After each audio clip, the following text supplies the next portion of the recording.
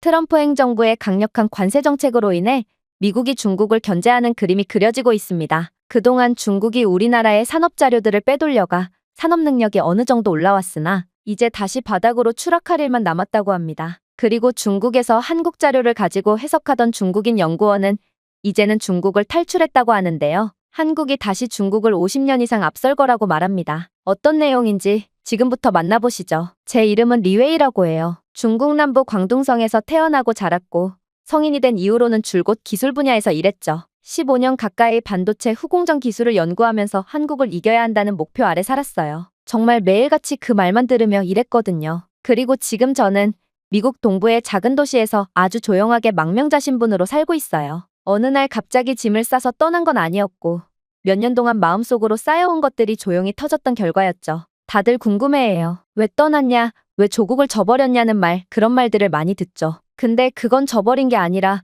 중국이 미래가 없고 더 이상 속일 수 없었기 때문이에요. 진실을 말하고 싶었던 것도 있어요. 제가 몸담았던 건 반도체였어요. 중국이 국산화율 90%를 외치던 그 산업이요. 뉴스에서는 우리가 곧 삼성도 이긴다고 떠들었고 행사장에는 거대한 현수막이 걸렸죠. 근데 그 뒤에서는 한국에서 퇴직한 기술자들이 작은 회의실에 앉아 도면을 복사하고 있었어요. 어떻게 하냐고요? 그 작업을 제가 직접 총괄했거든요. 한국 기술이 담긴 매뉴얼을 해석해서 중국 현장에 맞게 맞추고 개발이 아니라 복제에 가까운 조정을 하는 거였죠. 솔직히 초반에는 성과도 있었어요. 기계가 돌아가고 수율이 조금씩 오르고 뉴스엔 매번 중국 산업이 자립에 성공했다는 기사들이 떴으니까요. 근데요, 속이 너무 허전했어요. 왜냐면 그 모든 게 사실은 우리가 만든 것이 아니었으니까요. 근무하다가 어느 날은 또 그랬어요. 라인이 멈췄는데 누구도 원인을 모르는 거예요. 왜냐하면 공정을 설계한 게 우리가 아니었거든요. 심지어 거기 쓰인 일부 장비들은 한국에서 진작에 단종된 부품이었고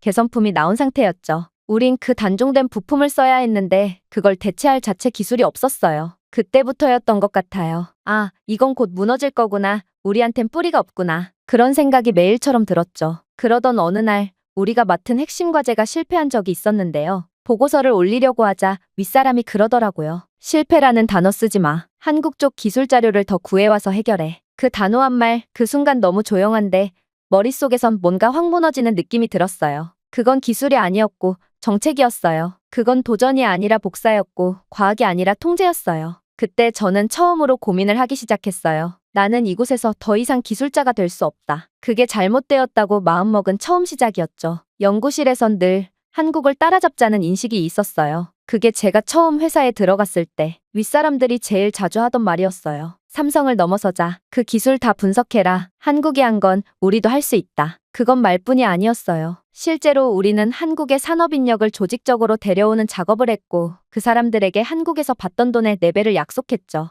그런데 사실 매우 저렴한 거예요. 기술을 하나 개발하려면 그 돈보다 수백 배를 더 줘야 하는데 이미 기술을 알고 있는 한국인을 데리고 오면 금방 해결되죠. 그렇게 수많은 기술 문서와 프로세스를 입수해서 체계적으로 베꼈어요. 제가 가장 기억나는 프로젝트는 차세대 반도체 패키징 기술에 대한 분석과 재구성이었어요. 처음 한국에서 오신 분을 만나러 갔을 때 정말 기대 반, 경계 반이었던 기억이 아직도 생생해요. 그 사람은 말수도 적고 경계심도 많았어요. 처음 몇 주는 공정에 대한 이야기도 꺼내지 않았죠. 양심이 있었나 봐요. 속으론 돈 받아놓고 조국을 배반해놓고 여기서는 고고한 척을 한다며 그 한국인을 비웃는 사람들이 많았죠. 그래도 우리는 그 사람을 대접해주고 그 사람이 말하면 다 맞다고 해주고 그랬어요. 전부 다 작전이었죠. 심지어 저녁 술자리에 가서 좋아하는 중국 술이 있다 그래서 그걸 실컷 마시게 해주고 선물로도 주고요. 게다가 접대하는 그런 어두컴컴한 술집에 가서 대접을 해주기도 했죠. 속으론 비웃었지만 그 사람은 좋다고 또 받더라고요. 한국인들이 알면 분노할 만한 일이지만 중국 입장에서는 최선을 다한 거예요. 그랬더니 어느 날부터 조금씩 입을 열더라고요. 사실 본인의 양심을 저버리고 중국의 기술을 전수해주러 온 것이니 자신이 해야 할 일을 조금씩 하기 시작한 거예요. 우리 보고 한국에선 이건 이렇게 했었는데 왜 그렇지 하지 않느냐? 이런 식으로 또는 저런 식으로 바꿔봐라. 한국에선 기준이 이 정도였는데 조금 더 기준을 높여야 할 것 같다. 이런 말들을 하나씩 흘리기 시작했댔죠. 그 말 한마디가 저희 팀에겐 현금보다 더 중요한 정보였어요. 그걸 기반으로 우리는 라인을 다시 짰고 심지어 한국 기업보다 더 빠르게 샘플을 찍어낸 적도 있었어요. 그때 상부에서 내려온 포상도 엄청났어요. 자립화 87% 달성, 한국 기술 95% 이상 복제 성공, 그런 보도자료가 그대로 언론에 배포됐어요. 실제로 효과도 있었던 게 사실이에요. 친구가 근무하던 배터리 쪽도 마찬가지였고 디스플레이는 더 노골적이었죠. OLED 장비는 독일과 일본 거였지만 공정 조건과 운용 노하우는 대부분 한국인력이 만들어낸 것이었고 그걸 저희 쪽에서 받아서 데이터화하고 정리해서 재구성하는 작업을 하청업체들과 함께 진행했어요. 그래서 LCD 시장을 중국이 한국을 밀어내는데 성공하기도 했어요. 물론 아주 큰돈이 되는 시장은 아니지만 그래도 개발도상국들한테는 저렴한 LCD로 만든 제품들이 잘 팔리거든요. 중국 정부는 이걸 가지고 큰 성공 사례라 생각하고 앞으로 한국의 모든 산업들을 이런 식으로 먹어가면 되겠다고 생각하는 계기가 되어주기도 했죠. 지금 돌아보면 참 웃기죠. 개발이 아니라 리버스 엔지니어링, 혁신이 아니라 해석. 그런데도 그 당시엔 우리끼리는 정말 이겼다고 생각했어요. 중국도 이제 세계 1등 기업이 될 수 있다고, 중국 기술도 지금의 한국처럼 전 세계에 충분히 통할 거라고 그땐 정말 그렇게 믿었거든요. 누구도 우리가 그냥 베끼는 거라고 말하지 않았어요. 그냥 우리는 벤치마킹하고 있다. 미국의 하이테크 기업들도 벤치마킹이 시작 아니었겠느냐? 그런 식으로 생각했고 한국도 일본을 벤치마킹하지 않았느냐? 그렇게 이야기하곤 했어요. 참조한다, 국산화한다, 표현만 조금씩 바꿔가며 우리는 그걸 당연한 기술 전략이라 여겼어요. 그러다 보니 성과는 더 크게 포장됐고 그걸 바탕으로 수많은 허상이 만들어졌어요. 성능은 딱 한국의 몇 년 전 수준인데 보도자료는 늘상 최첨단이라는 단어가 들어갔어요. 가격은 싸지만 신뢰성은 없고 부품은 대체되었지만 품질은 그대로 유지되지 않았죠. 그리고 그런 시절이 꽤나 오래 이어졌어요. 우리는 따라가고 있었고 그게 어느 정도는 가능하다는 착각 속에 살았던 거죠. 그런데 실제로 안에 있던 저는 점점 이상하다는 느낌을 지울 수 없었어요. 왜냐하면 우리는 늘 작동하는 걸 만들려고 했지 왜 작동하는지를 설명하지 못했거든요. 한국에서 넘어온 기술자들이 남긴 보고서 또는 기존 장비의 설정값 그대로를 쓰면서 우린 개발했다고 했지만 공정을 조금만 바꾸면 수율이 곤두박질 쳤어요. 그럴 때마다 문제 원인을 찾는 게 아니라 다시 원래 값으로 돌려 일단 되게 만들어. 이게 공식적인 해결 방식이었어요. 어느 날은 이런 일도 있었죠. 신형 소재를 테스트하다가 예상치 못한 변수가 발생했어요. 이론적으로는 설명이 돼야 할 부분인데 연구소한 그 누구도 그 이유를 설명하지 못했어요. 그때 알았죠. 우린 겉만 따라했지 뿌리를 모른다는 거려. 게다가 기술 인재의 진짜 고갈도 실감했어요. 한국이나 일본에서 넘어온 기술자들은 1에서 2년만 일하다 떠나는 경우가 많았거든요. 그 사람들의 머릿속에 들어있던 진짜 노하우는 문서화되지 않은 채 사라졌고 그걸 대신 정리해야 할 중국 내부의 기술자들은 경험도 기초 개념도 부족했어요. 저 역시나 마찬가지로 그럴 능력이 없었죠. 그때부터 저는 혼란스러웠어요. 우리는 도대체 뭘 하고 있는 건가? 정말 세계 최첨단 기술을 만들고 있는 건가? 아니면 그냥 이름만 바꾼 복사기 앞에서 프린트 버튼만 누르고 있는 건가요? 근데 그 시절엔 진짜로 무서운 건 기술 부족이 아니었어요. 그걸 인정하지 않는 분위기였어요. 실제 한국과 격차가 1년이나 2년밖에 나지 않는다고 이야기가 나왔지만 실제 시간이 지나도 그 격차는 도무지 좁혀지지 않았죠. 그러다가 1차 트럼프 임기 때였어요. 가장 충격적이었던 순간은 미국이 반도체 장비 수출 제한 조치를 발표했을 때였어요. 그 순간 우리는 모두 생각했죠. 아, 이제 진짜 시작되는구나 했어요. 왜냐하면 그 조치는 명백하게 중국을 겨냥한 거였으니까요. 같은 장비를 쓰는 한국, 대만도 있었지만 제한의 대상은 오직 중국뿐이었어요. 화웨이가 제재를 받았을 땐 통신 쪽만 해당되겠지 싶었는데 점점 리스트는 길어졌어요. 이젠 반도체, 배터리, 드론, 전기차 할 것 없이 중국이라는 이름이 들어간 모든 기술이 하나둘씩 묶여서 제재 대상에 오르기 시작했죠. 근데 이상했어요. 한국은 제재 대상에서 빠졌어요. 똑같은 장비를 쓰고 심지어 어떤 부분은 협력하고 있었는데도 미국은 한국을 동맹으로 분류했어요. 미국 뉴스에선 그렇게 말하더라고요. 한국은 기술을 자생적으로 축적해온 국가고 지적재산권을 존중하는 선진국이다. 저는 그 보도를 보는데 미국에서 하던 그 말이 너무나 부러웠어요. 우리는 그 선에 서보질 못했으니까요. 우리는 한국을 비웃었죠. 배반자들이 중국에 와서 기술을 주니 우린 한국을 아래로 본 거예요. 그런데 현실은 아니었다는 거죠. 그러면서 중국 내부에선 한국도 결국 우리처럼 당할 거라고 말하는 사람들이 많았어요. 미국은 동맹도 버린다. 결국 아시아는 다 당한다. 그런 식의 자기 위안이 있었죠. 근데 시간이 지나도 미국은 한국을 잘라내지 않았어요. 오히려 한국은 더 큰 공급망 회의에 초대받고 TSMC, 인텔과 함께 어깨를 나란히 하더라고요. 우린 그걸 보면서 같은 기술 국가가 아니라 완전히 다른 급의 파트너라는 걸 실감했어요. 왜 이런 차이가 생겼을까 계속 생각했어요. 그리고 결국 답은 하나였어요. 정직하게 만든 기술이냐 아니냐. 한국은 기술을 스스로 만들었고 그걸 투명하게 관리했어요. 우리는 기술을 모방했고 그걸 포장했죠. 미국은 그 차이를 모를 리 없었고 결국 그걸 기준 삼아 선을 그은 거예요. 그날 이후 회사 동료들끼리 농담처럼 이런 말을 했어요. 이제 한국은 G7이고 우리는 지연드레드에도 못 낀다. 다들 웃었지만 아무도 진심으로 웃고 있진 않았어요. 그저 조용히 실감하고 있었던 거죠. 우린 이제 정말로 뒤처졌다는 걸요. 그리고 저는 결국 도망을 치기로 결정했어요. 최소한 아이들한테 부끄러운 사람은 되지 말아야죠. 게다가 승산이 없는 싸움.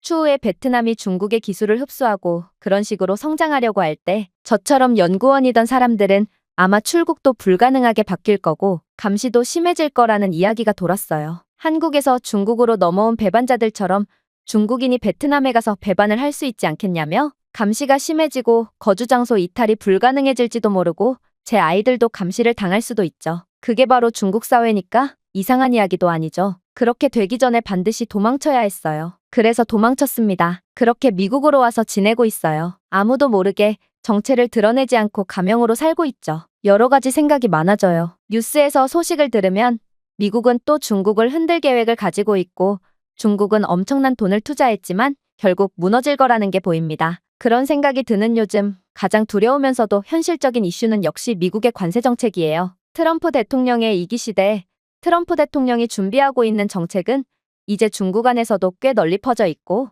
트럼프가 내세우는 가장 강력한 공약 중 하나는 역시 중국에 대한 고율 관세를 재부과하는 것이죠. 사실 우리끼리 말은 안 해도 다 알고 있었어요. 이번엔 진짜 중국을 겨냥한 거다. 그리고 아니나 다를까 지금 중국은 그 관세 폭탄을 그대로 맞고 있죠. 이미 버티기 어려운 상황인데 이젠 못 버티는 시점으로 가고 있다는 게 체감돼요. 제가 현장에서 일할 때도 미국 기업과 협력하던 부품사들이 하나둘씩 생산 라인을 말없이 줄이거나 갑자기 해외 생산 검토라는 말을 꺼냈던 기억이 있어요. 그때는 몰랐죠. 그게 철수라는 단어의 완곡한 표현이라는 거려. 아마 미국이 진짜 원하는 건 중국 안에 있는 미국 기업들을 조용히 서서히 다시 미국이나 다른 우방국으로 옮겨놓는 것. 그리고 중국을 빠져나가고 싶어하던 글로벌 기업들이 이 틈에 진짜 중국을 떠나겠다는 결심을 하나둘씩 하고 있다고 해요. 명분이 없었는데 이제는 명분도 있고 중국의 인건비가 올라서 그다지 매력적이도 않았는데 차라리 이참에 잘 됐다고 생각하는 기업 경영진들이 많다고 하죠.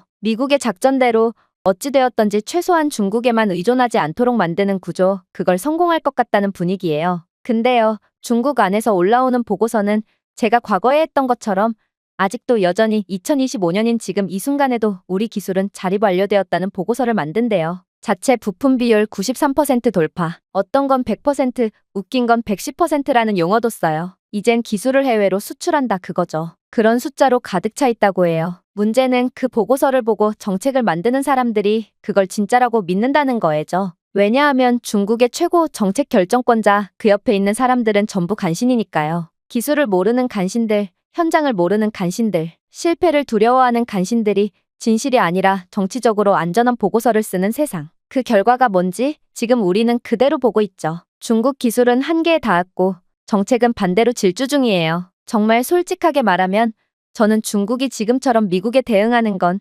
전략적으로 너무 어리석은 행동이라고 생각해요. 이런 식으로는 결국 무너지게 될 거라는 거죠. 저는 산업 현장에서 오랫동안 직접 땀 흘려 일했던 사람이고 이제는 그 시스템에서 벗어난 사람이에요. 그래서 이렇게 마음 편하게 말할 수 있어요. 그렇게 하면 안 된다고 말할 수도 있죠. 정당하게 경쟁하고 정당하게 기술을 키웠으면 좋겠어요. 그러면요, 어디에서든 중국인이라고 말했을 때 비웃음이 아니라 당신들 기술 정말 좋아요라는 말을 듣게 되지 않을까요? 지금 한국처럼요. 한국인들이 받는 대접처럼요. 기술로 인정받는 나라, 정직한 기술을 가진 국민, 그런 이야기를 우리도 한 번쯤 들어보고 싶어요. 그래서 한국이 정말 부러워요. 부럽다는 말, 솔직히 이렇게 절실하게 하게 될 줄 몰랐어요. 한국은 저희보다 인구가 30분의 1밖에 안 되잖아요. 그 작은 나라가, 그 조용한 국민들이 어떻게 이런 가치를 만들어낸 건지 정말 신기하다는 말밖에 안 나와요. 우리는 인구도 훨씬 많고 국가 예산도 더 많고 땅도 넓고 자원도 넘치는데 왜 기술도